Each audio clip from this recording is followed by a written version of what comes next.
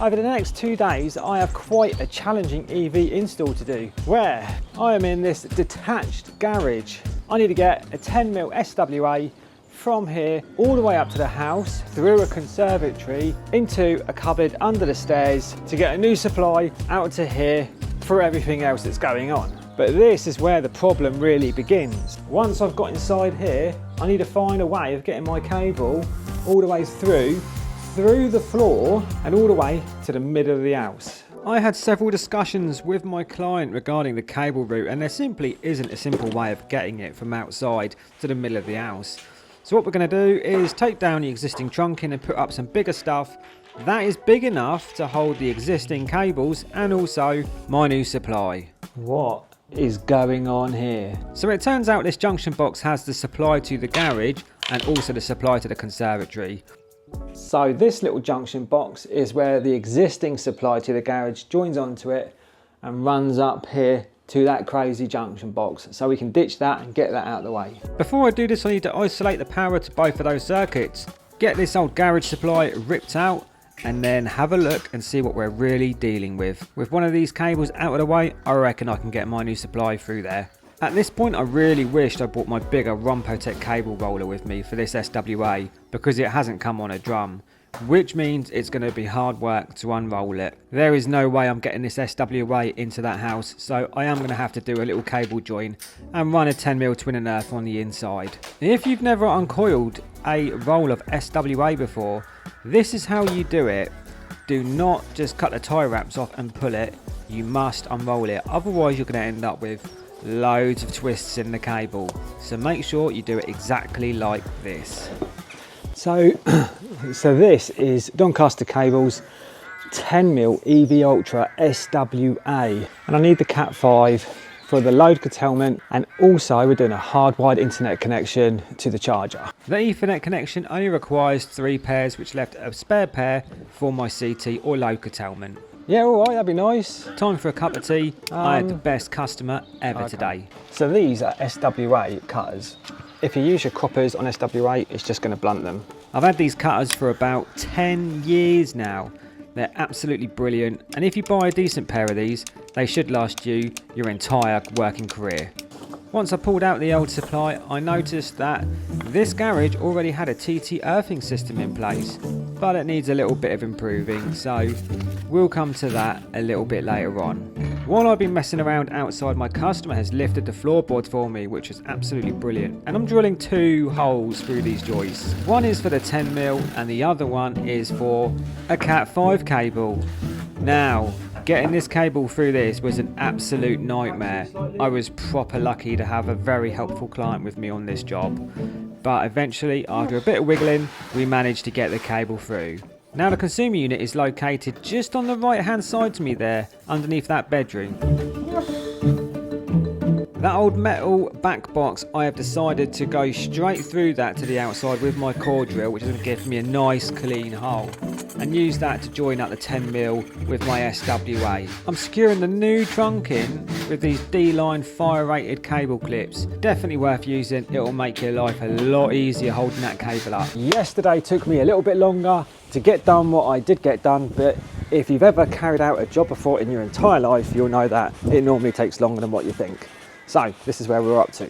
Inside here we have new trunking ran all the way along the top and down to a junction box down here, and we've got the original trunking that goes down this side still, because there's a twin and earth that goes to a socket over there, so that had to stay.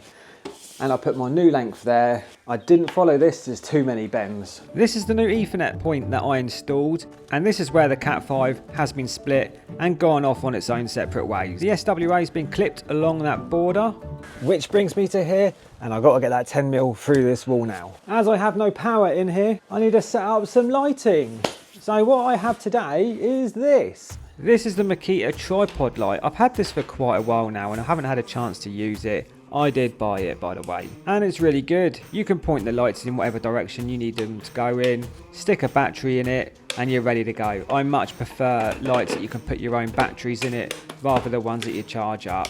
And this one pumps out quite a lot of light. This is all getting ripped out and we're starting again. This little Proteus board is getting an upgrade.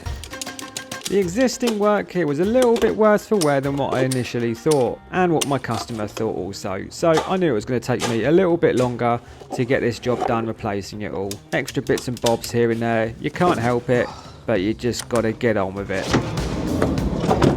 This is one of the main advantages of having a battery pack on the back of the van.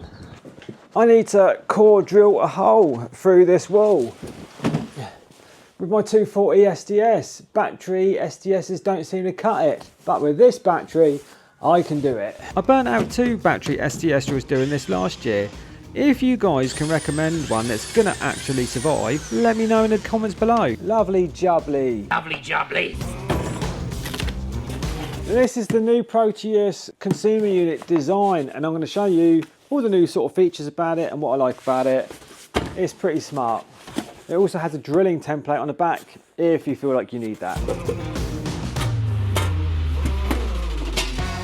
So I am actually working with Proteus in order to make these consumer units better and make improvements on it. One of the things that's happening at the minute, like other consumer units, there's normally a little notch on the DIN rail so you know where to put this. They're putting that notch in, so that's happening, so that's good. But for the meantime, all I do is just put a little black mark where it's supposed to sit, so no big deal at the minute. We have plenty of knockouts, and we have the 20mm knockouts on the back if you want to do the fancy Instagram boards. The front cover detaches, so that's really nice. And all you do is you have a little pin here, and if you pull it, the front cover comes off. So when you're trying to put this on a consumer unit, we all hate the flappy lid thing. That's no longer a problem, so that's a nice touch. It's also got like nice rounded edges if you're interested in the aesthetics, and the actual build of the metal is better. That's definitely improved. Buzz bar mounted SPD, that's a nice touch. All in all, Proteus are really making an effort to improve their products. Stick around with me, let me show the improvements as we go along. They are listening, they're doing their best. I think it's not a bad little board.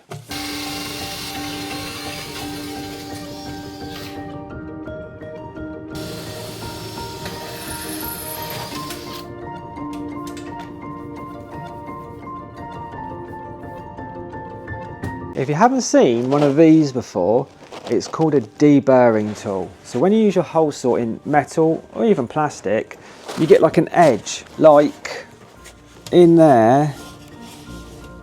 Quite hard to show you, but there's like the metal, there's like a lip, and we need to just get that off. Traditionally you'd use a file, but with the deburring tool, what you do is you run that edge around it, and then you'll see all of those burrs there. Brilliant.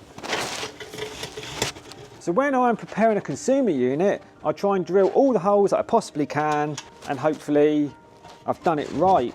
I forgot to deburr this. And I'll run you through all the holes that I've made. So on the bottom of the consumer unit, I have 3 holes. One is got a female adapter in it for the conduit that's going to come down for 2 double sockets. The next one, I've got a black stuffing gland, and that is going to be for the earth that's going to go to the earth spike outside.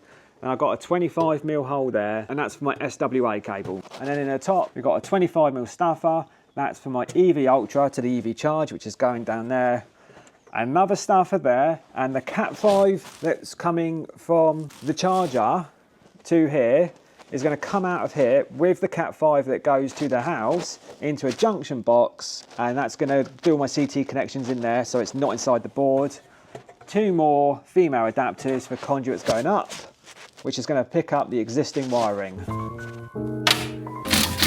The other advantage to having a battery is that I can make myself a coffee whenever I want one, because today it's absolutely freezing.